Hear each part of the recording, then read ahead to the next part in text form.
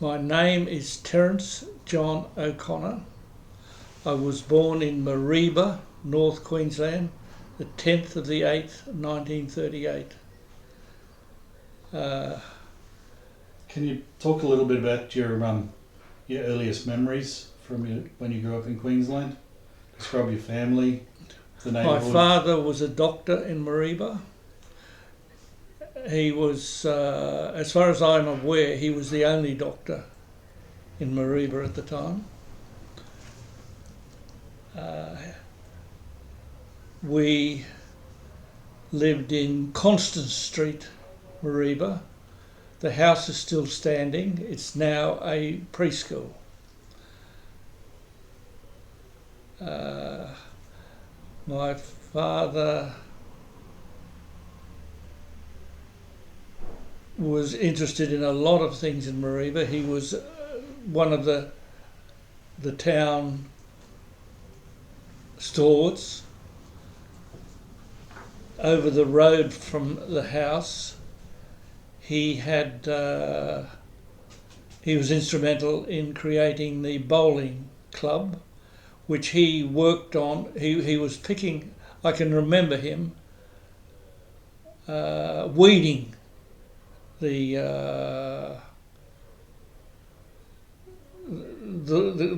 lawn of the bowling club, and he used to get a lot of back pain, which doesn't surprise me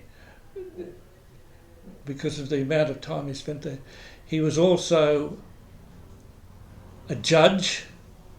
I think it was a judge at the race course, and I can remember walking around the race course, the horse race course, inspecting the course with my father before one of the big race days, and we were looking for holes and things like that that would have been dangerous for the horses.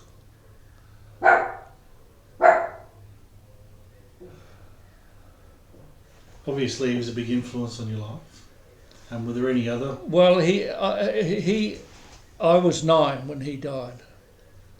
Yeah. So not as big an influence as could well have been. Who would you say were the big influences? On my mother. Yeah.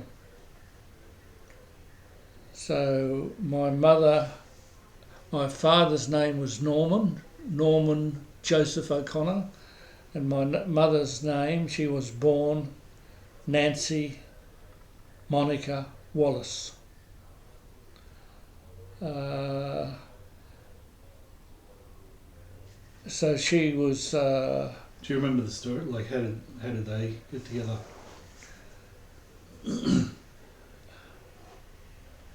The story that's told, and I don't know how true it is. What I do know is that my father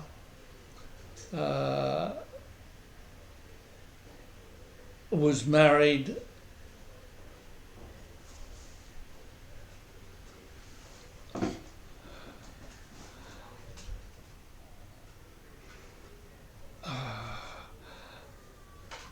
He went to university in Melbourne. When he finished there, he did medicine, and then he took a job down in Tasmania, and the job was where was it? What? Rosebery. Rosebery. It was Rosebery in Tasmania, and he was married. His wife went down with him, and what was her name, Suzanne? Margaret. No, surname. I've forgotten. And anyway, so he went down there. His wife was pregnant. She had a baby in Rosebery.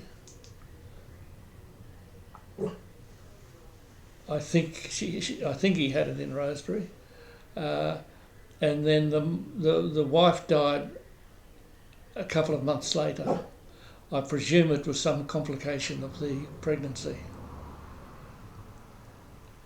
And so he was left then with his daughter, Margaret, and he decided he couldn't cope with this on his own, so he took Margaret back to Melbourne, where he had two sisters. And Margaret stayed with the sisters, Dorothy, and I've forgotten the name of the other one.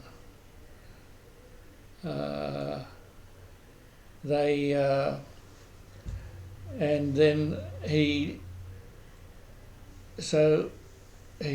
Margaret stayed there, and he decided he would sort of seek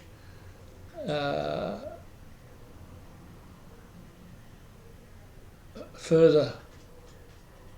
He wanted to go further afield. He went up to North Queensland. So he went up to Cooktown. I know he was there for a while, and then he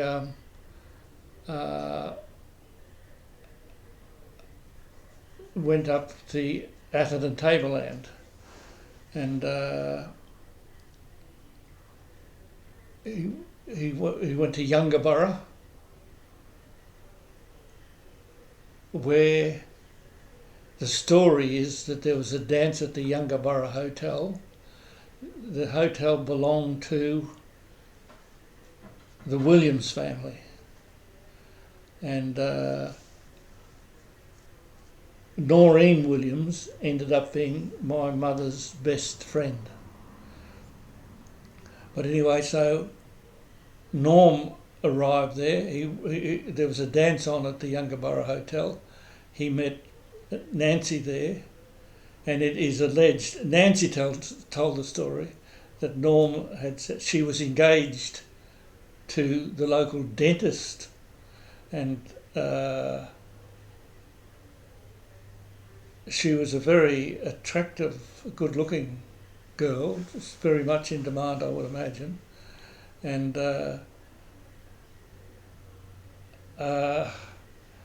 Norman, it was the end of the night, and Norman said, well, he said, I'm going now. Are you coming with me? Or you can stay here and I'm not coming back. And of course she left straight. She took the opportunity, allegedly. I'm sure this is short-circuiting a lot of sort of things, you know. But you haven't spoken about your brother and sister yet. How was it growing up with John? Well, my older sister was Margaret. She stayed. Norm married Nance, and then he bought a practice in Mareeba. Margaret stayed. At this stage, she stayed in Melbourne, and then 10. What? When Margaret was 10, she came to live with me. Oh, well, that's a separate thing, and so Judy was born. My sister Judy was born in Atherton. I was born in Mareeba, and I think John was born in Mareeba.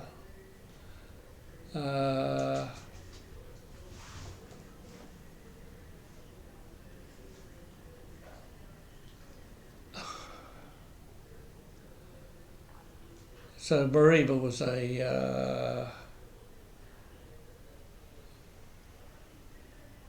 was all we knew in those days. Was it a big town? Was it a lot of industry? What was the No, day in Mareeba? No, Mareeba was it was a fairly big country town. It was the main industry was tobacco. Yeah, right. Tobacco growing, and they were Italians and Spaniards who owned the properties, who did all the work. I can remember my father driving me out to, he had to see one of the, let's call him an Italian, and my father drove out in his car and he said I could come with him, and I stayed in the car, and my father went in, and then they came out and my father was given a bunch of tobacco leaves, large bunch of tobacco leaves, and whether this was payment or not, I don't know, but that's what it seemed to be. And Was he a smoker? yes, my father was a smoker. What he did with these tobacco leaves, I've no idea. It was, I think it was more a symbolic thing than anything else. He might have given them to somebody else. I really don't know. But,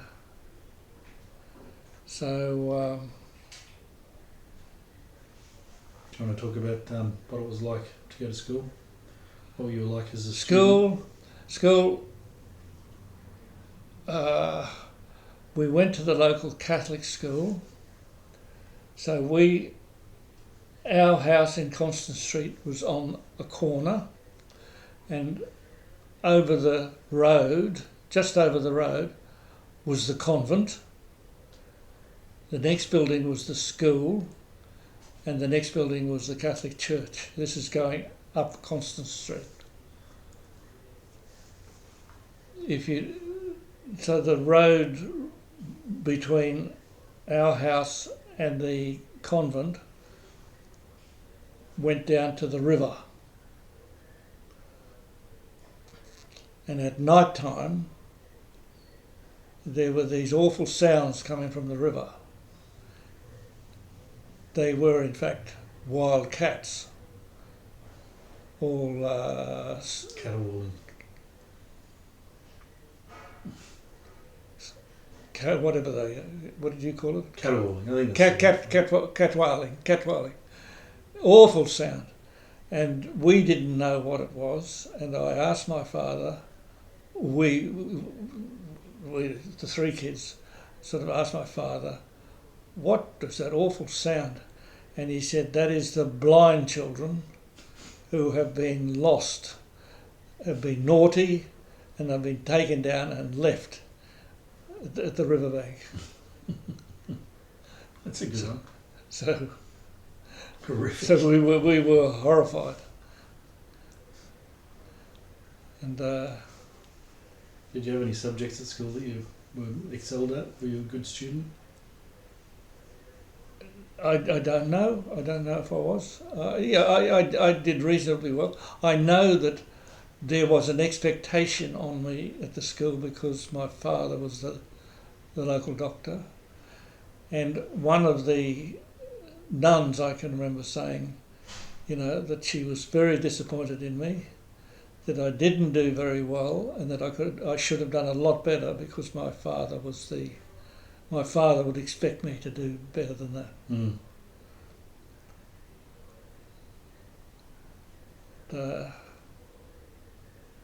Did you get into any trouble? Any mischievous stories from school? There's always bullies, but that was. There's always somebody who. You mean you were bullied, or? Well, I think not only me, there would have been other kids being bullied too, but there was a particular kid there who was bigger and tougher than what he used to bully everybody. I think he certainly used to bully me, and I can remember sort of running home from school, so that I wouldn't run into him. So it was an all-boys school? Oh, no. Okay. So Judy and John were both at this school with you? Yeah. So what was it like having them above and below you? Well, my first day at school, I didn't. I wasn't at all happy. So my mother took me over to school with Judy, and then she left me there with Judy. And then the nun said, "Now the boys will get into this area here, and the girls will go over there." And I went over with Judy, and I wouldn't go. I wouldn't. I remember holding on to Judy. I wouldn't leave. Mm. And I can remember the nun pulling out her cane and giving me a few whacks. First day at school. Straight into the So meat I, grinder. obviously I had no choice. I had to go. Mm. It worked. So they were pretty strict at that school. Ah. Was that the first of many whacks? No.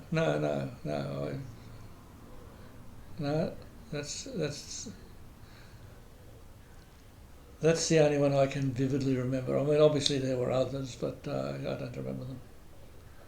Was there any particular teachers that stood out in your memory? No. Okay. So how did growing up in Queensland, In Mareeba. in Mareeba, were there any local traditions, festivals, or family trips that stand out in your memory? Yes. We had my mother's family all came from, the Wallaces all came from North Queensland. So that my auntie Gert and my uncle, who married to Fred Shepherd, lived in So this is your aunt on Nancy's side. on Millie's side, on my mother's side. Yeah. So the only O'Connor up there was my father, Mm. but there was a whole family of Wallaces, Yeah. and so my uncle Charlie was a cattleman, and he had a property outside Cooktown, about 3 hours outside of Cooktown. Butcher's Hill was the name of it, and he, my auntie Gert, she lived in Cairns, Sheraton Street, Cairns, I think it was, and my uncle Jack lived in Atherton. So we used to go and visit them, I can remember. I can vividly remember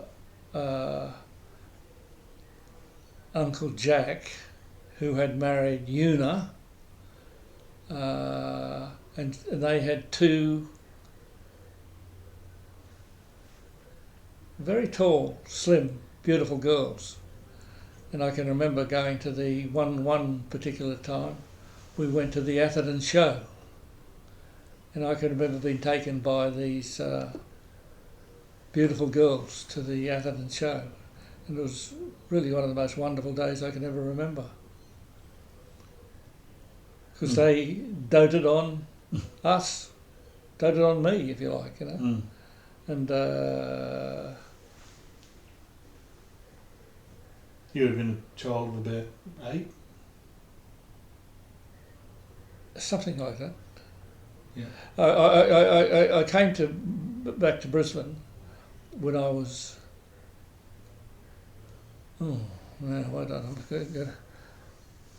I was born in 1938. The war was started in 1940, and my father decided that it was not safe. He was posted to a medical unit in the Northern Territory, Central Northern Territory somewhere. And I think it was a rapid response unit that was there, that if the Japanese landed anywhere, North Queensland, Northern Territory, some sort of response could be launched from wherever my father was, you know. Not quite sure, but I can imagine that. That had to be the reason for it, as far as I can work out. Mm. So he was there. He was there for a couple of years, but he had decided that it was not safe for us to stay in North Queensland, and so he had bought a house in Brisbane, and we came down to Brisbane, and.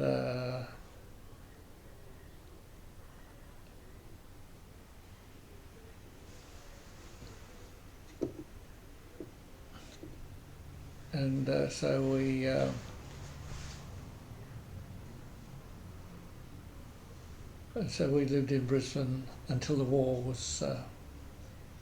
My father came back, and I can remember we were in Brisbane, Harding Street, Brisbane, Harding Street, Ashgrove, and my father, when he came back, and what he did was there was a phone box up the road, just on the corner where we were, and he rang my mother from the phone box, and she said, "Where are you now?" And she said, "Well, look out the window," and there he was, you know.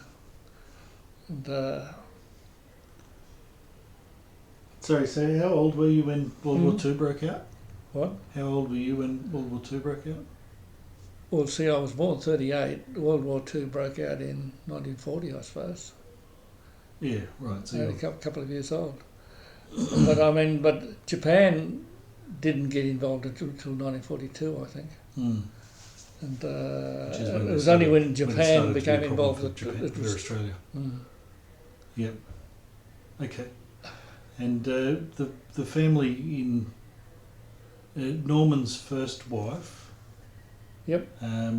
She was in Melbourne during your childhood, and what became? No, she died. Oh, she died. She died in Tasmania. So we've got family in Melbourne. Yes, we have. They're all from. They're first- all your Norms. half sister. Norms. Brothers and sisters' kids. Oh, I see. So they're all. I had uncles and aunts in Melbourne. O'Connors. They were the O'Connors. In North Queensland, it was the Wallaces. Okay. Right. And just in passing, the as I said, I got it wrong. The Gert and Fred, who lived in Cairns. It was Draper Street, Cairns. Not Sheraton Street, Draper, and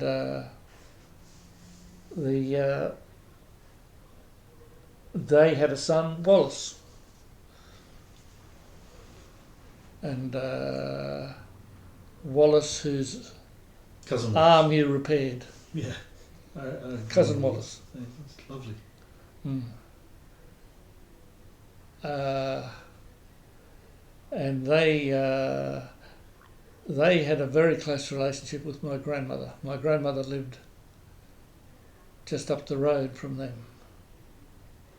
Or did they all live in the same house? So that must have been on the O'Connor side. No, Wallace. Oh, right. Of course. I know. You know, that was... so my grandmother, I didn't know. We used to see a bit of her. She'd come to visit us in Mareeba, and we'd go to Cairns and we'd visit my grandmother and my Auntie Gert. And Nancy was very friendly with Gert. They were the two youngest of her family. And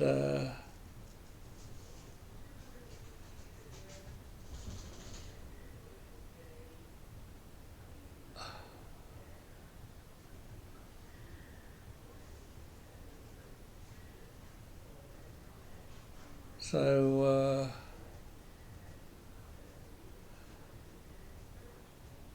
my grandmother was born, she spent most of her life on cattle properties.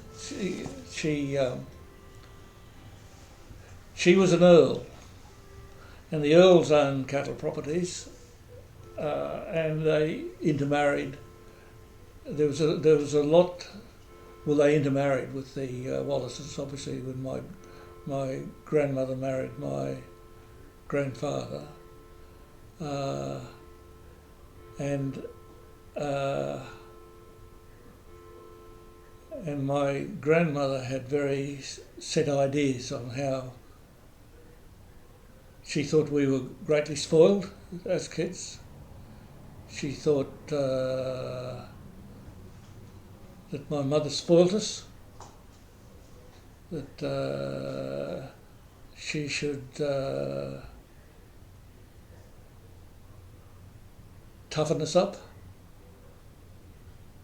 For example, she said, "What are you giving them milk for?"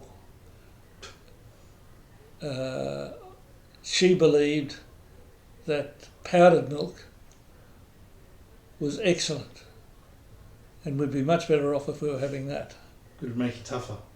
I don't know. I don't know why she thought that. I think that was what she, and she didn't sort of realise that a milkman came every day and gave you a bottle of milk. We didn't have to have powdered milk, and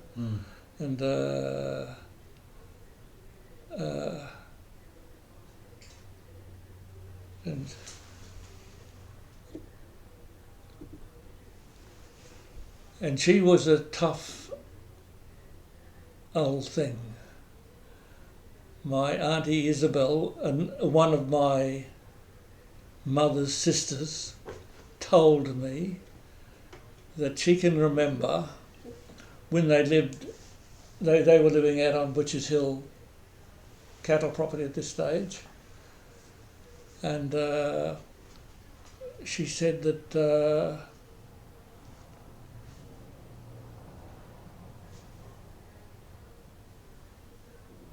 that my grandmother had said to her, she was probably the youngest daughter, or maybe the oldest daughter, I don't know, and that she Isabel knew that she was pregnant, her mother, and my grandmother said, "I think it's time for me to go into Cooktown, to have the baby." So they got on their horses and they rode towards Cooktown. They were going via Leura, famous for the Leura races. And they got to the hotel in Leura, and my mother said, "I'm not going to get any further." So she had the baby there. The next day she was back on her horse, going back to Butchers Hill. And everything turned out fine. So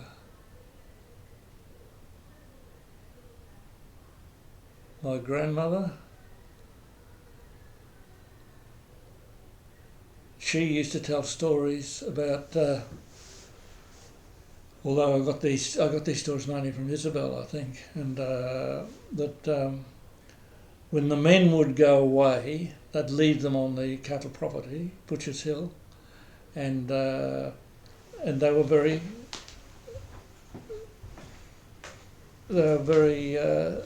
scared, and so they used to lock everything up at night. They were scared of the Aborigines. And I mean, there were the Aborigines who worked for them that they trusted and quite liked, but there were other Aborigines around, and she said it was nothing to sort of, you know, you'd hear a sound outside the door, and they used to look through the door to see, you know, what was going on, and there would be an eye on the other side looking in. Did they a lot of robberies, or was it? No, not that I'm aware of. Yeah, okay. But, We were just having a one of my uncles told me that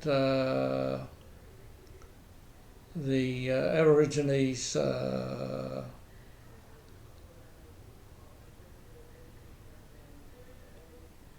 would spear cattle. You know, they were looking Wow. for food, and that So they were still sort of was, using the traditional tools, and oh yes, I mean this is way back. And, so this is on the Earl cattle. no, this is Bill Wallace. Well, so she was born an Earl, Married married a Wallace, Charlie Wallace, yeah. but her family was from cattle ranching, They were all cattle properties, yeah. and so this. So where was this located? She came from Glen Rock, which is up north of Cairns. Married Charlie, and then moved to What was her name? Isabel Earl. So there are two Isabels. Well, one of the girls was named Isabel. I think I've got it right. And so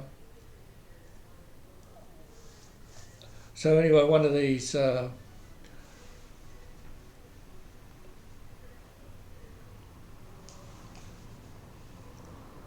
we went out to visit. I only went to Butchers Hill once, and we had to fly to. We had to get a boat up to Cooktown. It was very rough, and we were all seasick. It seemed to me very dangerous. Anyway, then we were taken into Cooktown.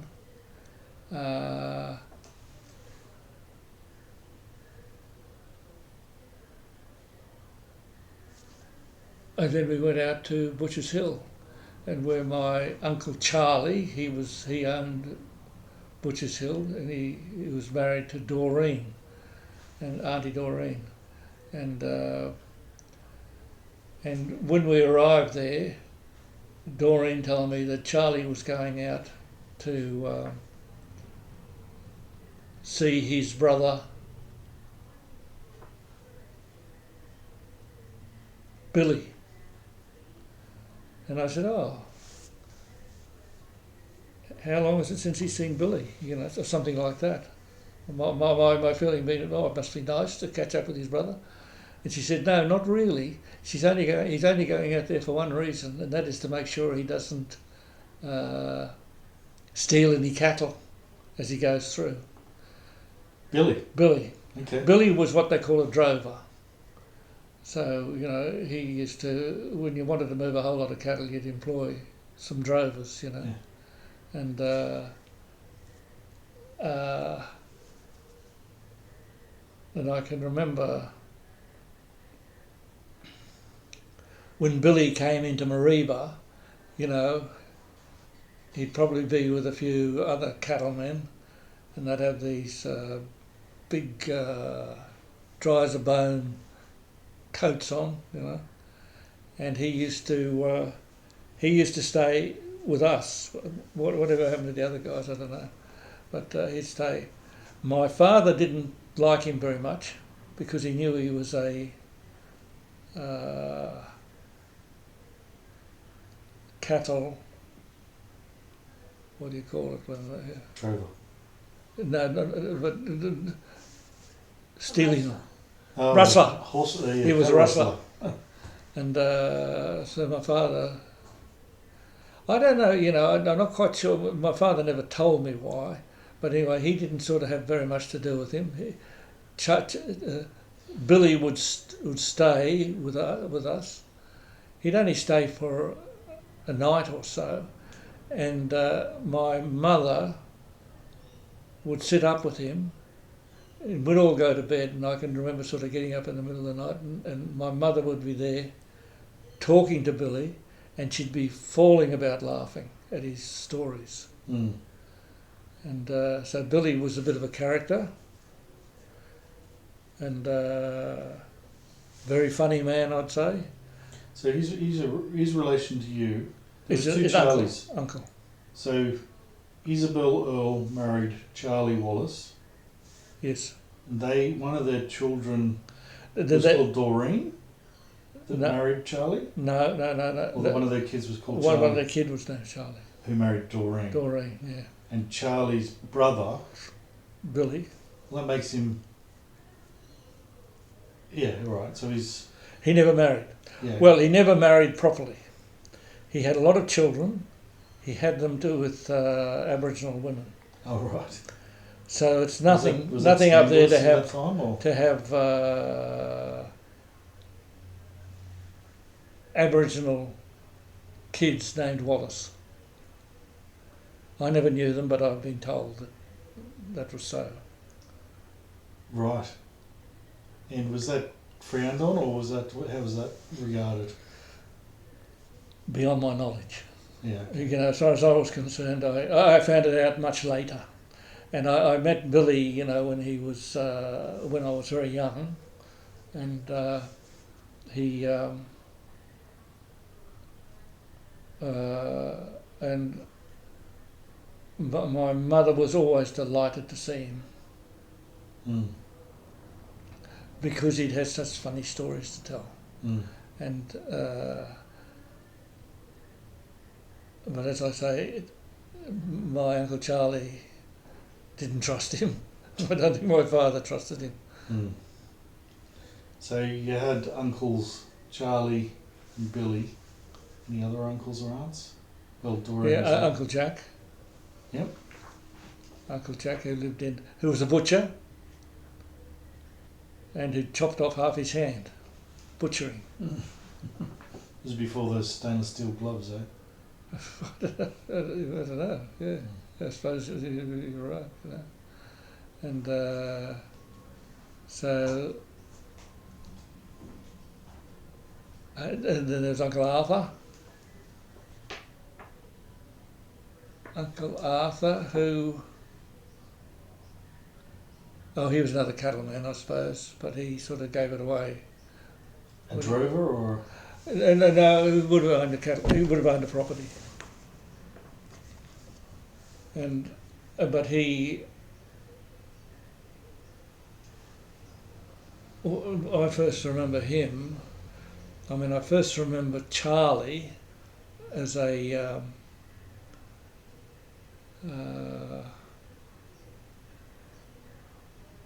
when he was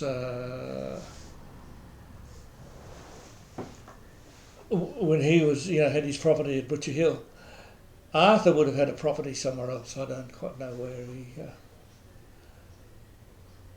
And Arthur had a son, Murray, who became a pilot.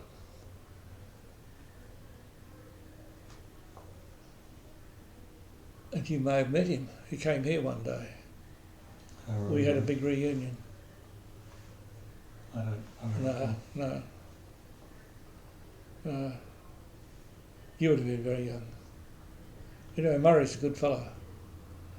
So what about the kids of that generation, apart from Murray? Is Uncle Jack, Charlie and Doreen, do they have children?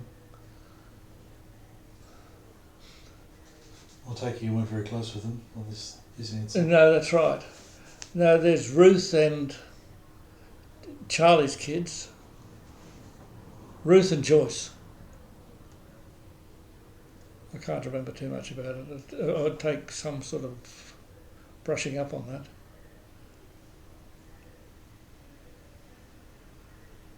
Billy, as I say, was never He never had any. nothing official. Nothing official. And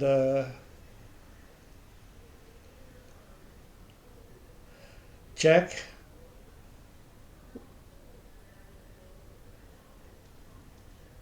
was married to Una, as I said, and they had 2 girls. I've forgotten their names. They probably had 3 girls. I remember 2 of them well. Those are the 2 that you remember going to. From Atherton Show, yeah. Yeah. And So it's interesting about like that family. You remember fairly indistinctly, but Billy sticks in your mind very firmly. Is that just because? I don't remember him that well. I just remember stories about him, you know. Is it because Nancy had an affection for him? Yes. That's right. And what my father's relationship to him was, I'm not quite sure. I just assumed that he.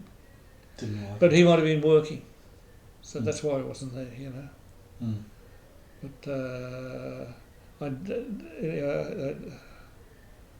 but that's just my impression. I can't. I'm fairly certain actually he didn't like him.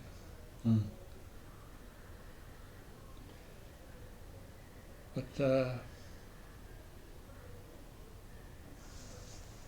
and then there were other aunts.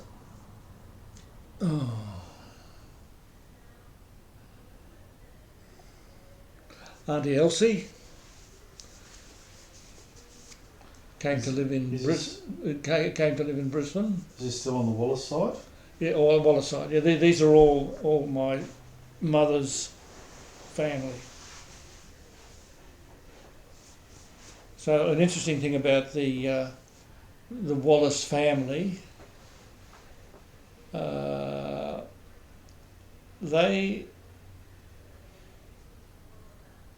all lived, now precisely where they were living at this stage, I don't know. But the girls all went to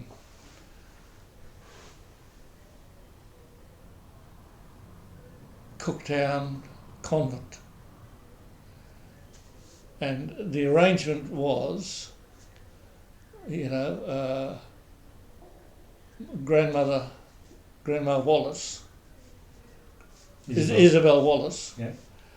She wanted the girls to go to the convent school, and the father said, I don't want the boys to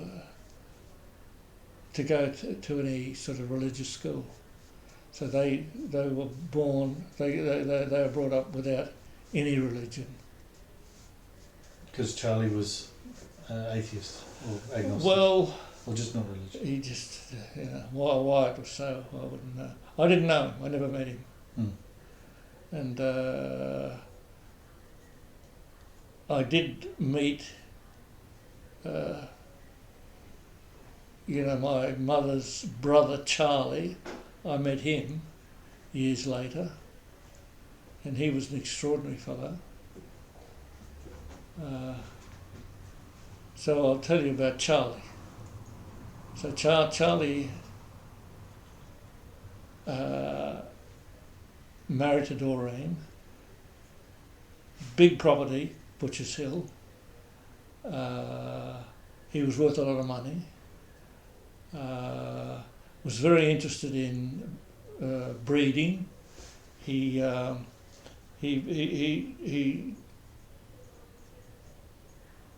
bred racehorses, and he bought from New Zealand, I think, a very good racehorse, and he used to when they have the races at Leura. I know 1 year at the Leura race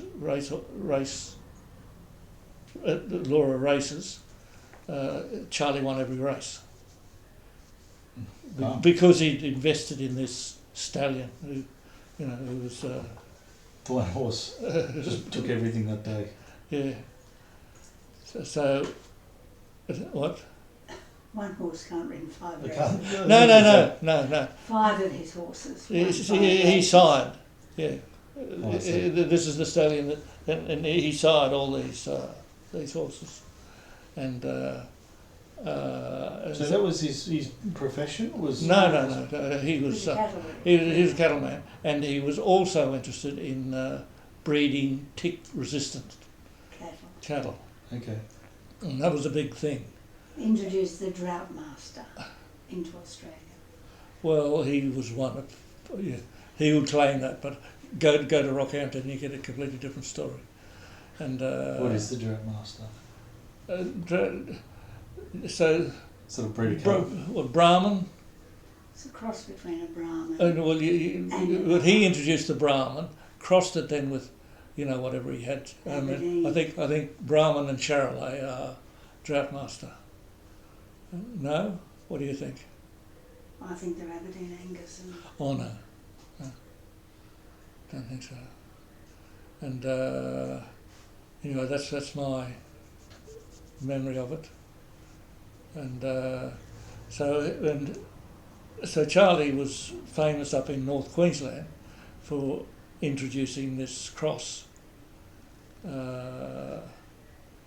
which made them more resistant to, because it was a big problem. You'd have all these cattle, and I suppose I don't think they were in. It was a very big problem out west, because there's no tick out west, and but when they had to get their cattle to market, they had to sort of walk them.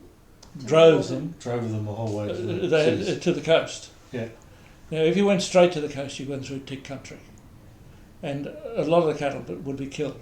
They'd die. So Cooktown's the big city on the coast? Oh no, I'll be talking more now about central Queensland. Right. Winton, Okay. places like that, Longreach, and so what they used to do is they'd take the cattle south.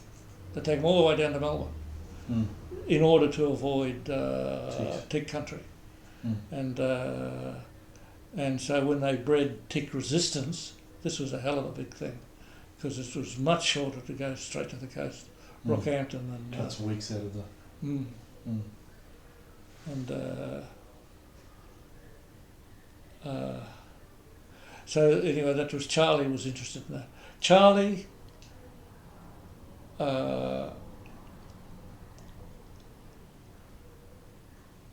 fell off a horse. I think the horse actually sort of rubbed himself up against a tree or something, and with Charlie sitting in the saddle, and Charlie ended up with a broken leg, and he was treated in North Queensland, and the thing wouldn't heal, so they said, "Oh, you better go down to Brisbane." So they sent him down to Brisbane. Charlie stayed with my auntie Elsie in Brisbane, and they sort of fell out a bit, and so Nancy said, "Oh, Charlie, come and stay with us for a while, So he came over to stay with us. He arrived at our house and said,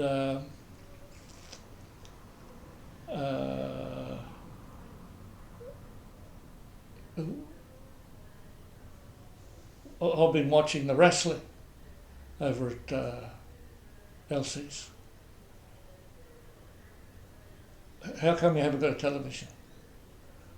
Because that's Elsie had a television, and they were watching the wrestling mainly and other television things, and so he said, "Oh, the wrestling's on Monday. We'll have to get a television before Monday because I want to see it." So he was a very wealthy man, and so that was big money in those days, the cattle.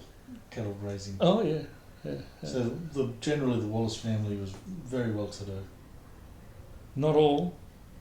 Billy wasn't. Well, Billy, the exception. Oh, and and then Arthur, who was a butcher, he wasn't. Jack, sorry, he was a butcher. He wasn't. So Arthur was the cattleman, and he wasn't terribly wealthy. I mean, Charlie was the one who sort of really was the entrepreneur. yeah. Big property. And what about Auntie Elsie? Did she marry? Did she? She married.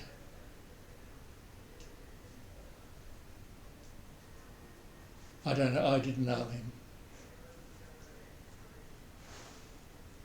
I've forgotten what his name was. I don't remember. He. But she had 2 babies, and then her mother said, okay, it's now time for him to go and sleep on the veranda. You don't want him in your bedroom. So that's what he did. Who were the 2 babies? Lois, Oh yes, that's right. That one. Lois and No.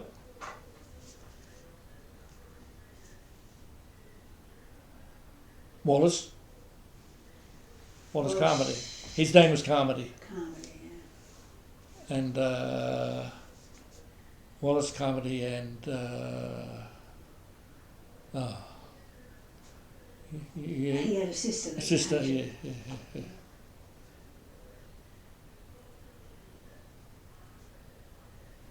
And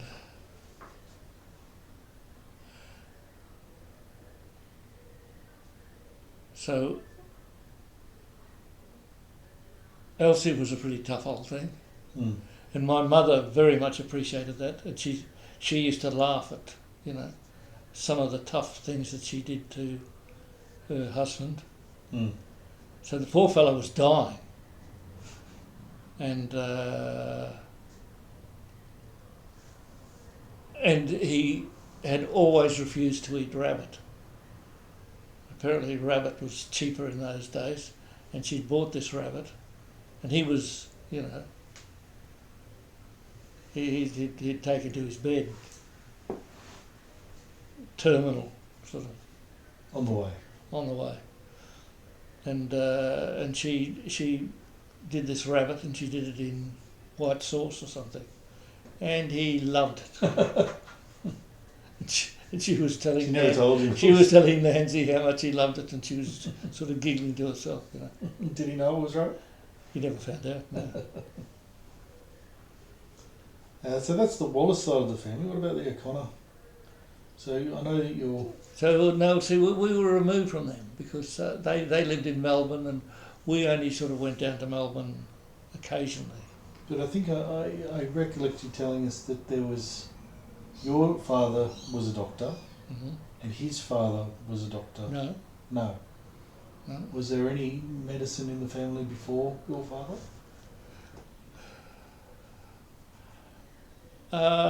Look, my father. See, there's the photograph there.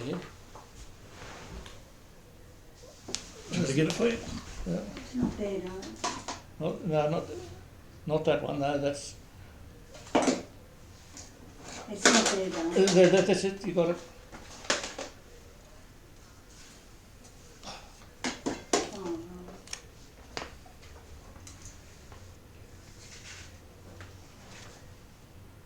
So there's my grandfather there. Here's the same photo. Yeah. So that's my grandfather there, and there's my father there, who you were the spitting image of. Oh, okay. Your father?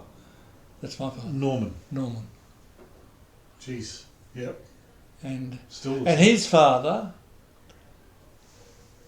probably came out from Ireland as a child. You can put it back. Was a station master. Yes, and he was. They all sort of worked in the Gippsland area, and he was a station master. And I've got his watch. The station master's watch. The gold watch on a chain. Yeah, Where is that? I don't know. I do. Yeah. in your bedside table. That's only, yeah. It's never been restored, but anyway, I'll just keep it as a... It's gold, real gold. So do you remember at all? I think Tiernan looked up our ancestry in Ireland, Yes. and he was saying that we were from Tipperary. Yes. Mullinolly, Mullinahole, County Tipperary. Okay. Mullinolly is the town, or the region. There's still O'Connors that we're related to on it. The last one left has married back into an O'Connor name, but because she married Out of she was O'Connor. Earl, yeah. Now she's married. So back. my great-grandfather came out and he brought all his family with him. One of whom was, my grandfather there. He would have been a child when he came out. Hmm. And Two were left behind. so there was a boy who was quite sickly, and they decided that the voyage would be too dangerous for him, so they left him behind. Hmm. One of the girls said, "We can't leave him on his own. I'll stay with him." So a girl and a boy stayed in Ireland. Hmm. Tipperary. Yeah, Tipperary. And so, I mean, the problem was the English used to make this is my understanding, the English used to make the Irish, when they were sort of handing on the property, they'd make them divide the property up. The English tradition was the oldest boy would inherit the property, so the property would never be diminished. Hmm. But the Irish were, whether they wanted to do it or the English made them do it, I'm not quite sure. But anyway, their tradition was they divided up, and so they were getting smaller and smaller properties, and it was impossible to survive. Hmm. And so So he made the decision to start a new life in Australia, yeah, and he said he took his took, family, took but his whole family but except he for. took his kids, not his brothers. You know what I mean? Well, I mean, all that would be very interesting, as to. Well, wait on. So my great grandfather came out, and he would have brought out a whole lot of his family, and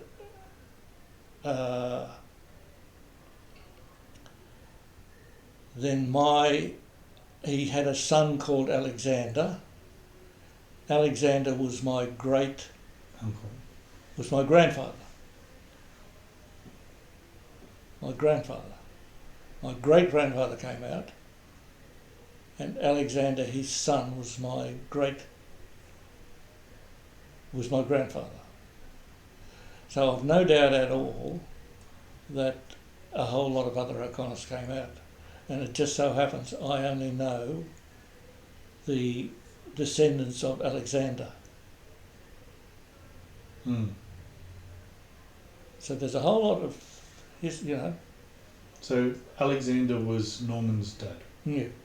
So he was the train master, the station Yes, master. the station master, yep. And what was his father's name? I don't know. Don't know. But he was the one that was in Tipperary and came out. Yeah. Well,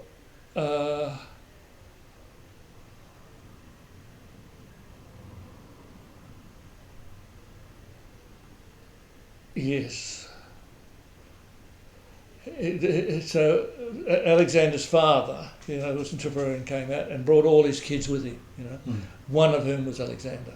And Alexander's line is the only line that I know. Yeah. I don't know the other lines, So which would be very interesting to know. he was also in Queensland. So No, Alexander ended up in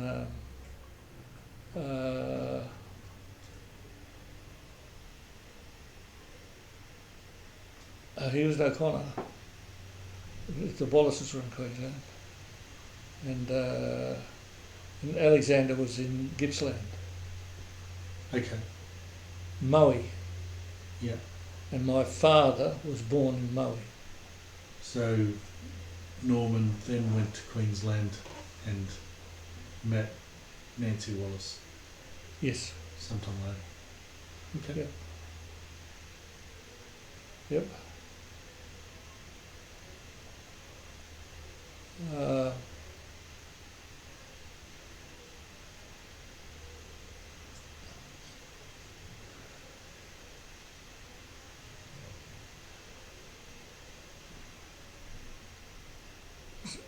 So, I mean, there are a lot of O'Connors, and it's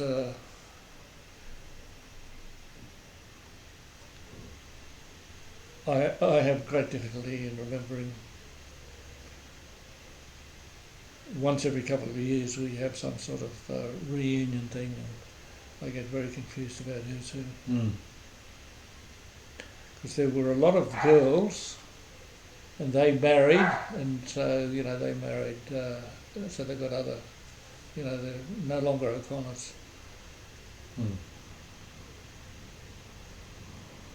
I forgot them. Again, I need to refresh to sort of really. That's okay, you've done pretty good.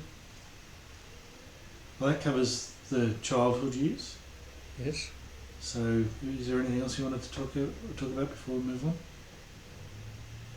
About the childhood years. We were very sparse about John and Judy.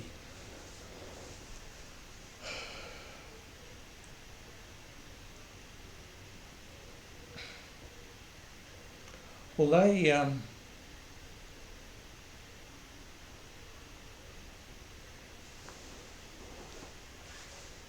we went down. So as I said, my father decided that we could not stay in North Queensland during the Second World War. So we came down. So he bought a house in Brisbane. We lived in that house until when the war finished. My father then arrived home from his army stint, and we all went back to Mareeba.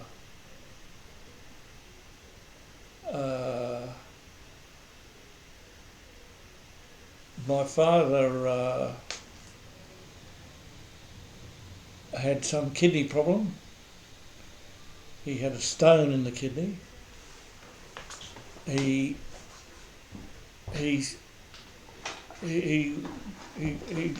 involved we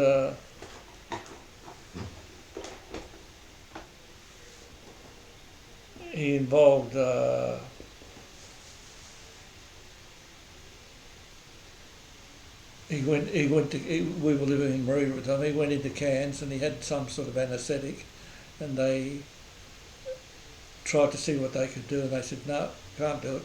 You'd have to go to a big centre. You have to go to Brisbane or Melbourne. He said, I'm going to Melbourne, where I trained, and I've got a few contacts there, and I'll get them to sort it out. So we went to Melbourne, and when they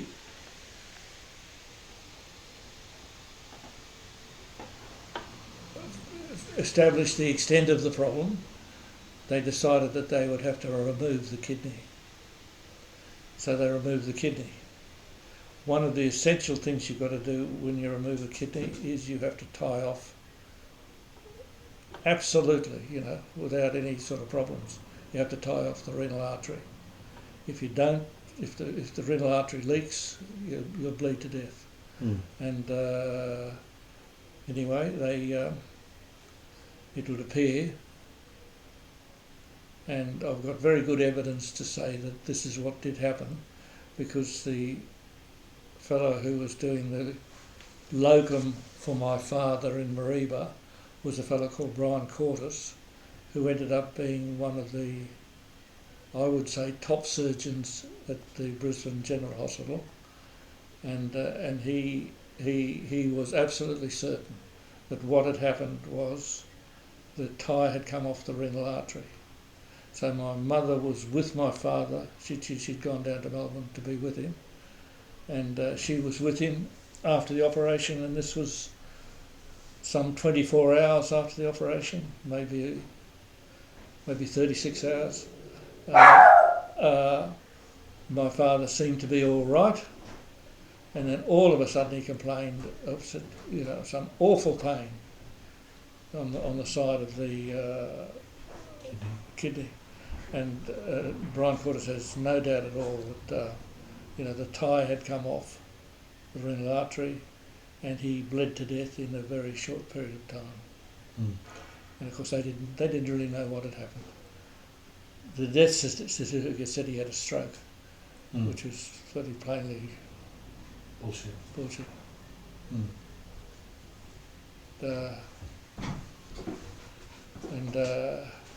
It's in today's world you'd have to have a coroner would have to get involved. Anybody who died after an operation. This death certificate was signed by the anaesthetist, which is nowadays you'd say that's not satisfactory, but in those days different attitudes. So that would have been devastating for the family. Your whole financial situation would have been For trying my to mother, turn. it was terrible. Yeah. Mm. So she was on her own. And so money would have become very tight. She was left some money, At least she was left a house, and she had enough money to survive. Mm. But I suppose anyway, it was pretty tough. So we came down to Brisbane. The boys went to Morris Brothers Ashgrove. Morris Brothers. I'm sure the Morris Brothers had a very generous sort of attitude, to deal with money that we had to pay, for fees and all that sort of thing. Mm. And so my mother became involved in the big school art union. So nowadays it's Boys Town Art Union. Mm. But the first of those art unions was the Morris Brothers Ashgrove one, and my mother was instrumental in running it. Mm. The brothers sort of needed someone to organise people to sort of answer all the... There was a lot of mail involved in those days. So there'd be advertisements, and then people would send in, to buy tickets. And then so the money had to be processed, and then tickets had to be sent out. So she was organising that. So it was a big organisation at the school doing that constantly, and there was a lot of money involved, and nothing compared to what they do now. But So we've covered the early years. We're starting to move on to the... Before we do, we'll just stop and make sure we've got everything's working. So just hold for a second.